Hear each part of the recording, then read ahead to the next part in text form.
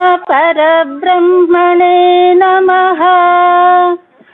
श्रीमद्भगवद्गीता अथ दशमोऽध्यायः विभूतियोगः। श्रीभगवानुवाच भूय एव महाबाहो शृणु मे परमं वचः यत्तेऽहं प्रीयमाणाय वक्ष्यामि हितकाम्यया।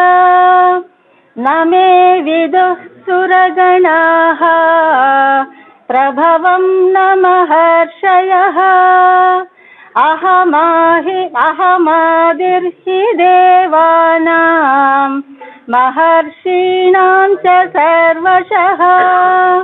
यो मामजमनादिं च वेत्ति लोकमहेश्वरम्। असम्मूढः समर्थ्येषु सर्वपापैः प्रमुच्यते। बुद्धिर्ज्ञानमसम्मोहः क्षमा सत्यं दमः शमः। सुखं दुःखं भवो भावो भयं चाभयमेव च। अहिंसा समता तुष्टिः तपोदानं यशो यशः। भवन्ति भावा भूतानां मत्त एव पृथग्विदाः। महर्षयः सप्त पूर्वे चत्वारो मनवस्तथा मद्भावा मानसा जाताः। येषां लोक इमा प्रजाः एतां विभूतिं योगं च मम यो वेत्ति तत्त्वतः।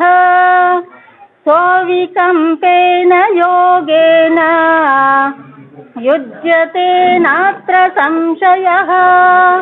अहं सर्वस्य प्रभवो मत्तः सर्वं प्रवर्तते इति मत्वा भजन्ते मां बुधा भावसमन्विताः।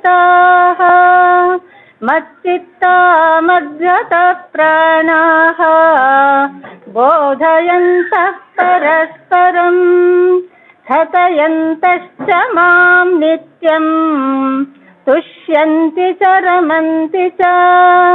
तेषां सततयुक्तानां भजतां प्रीतिपूर्वकं ददामि बुद्धियोगं तं येन मामुपयान्ति ते।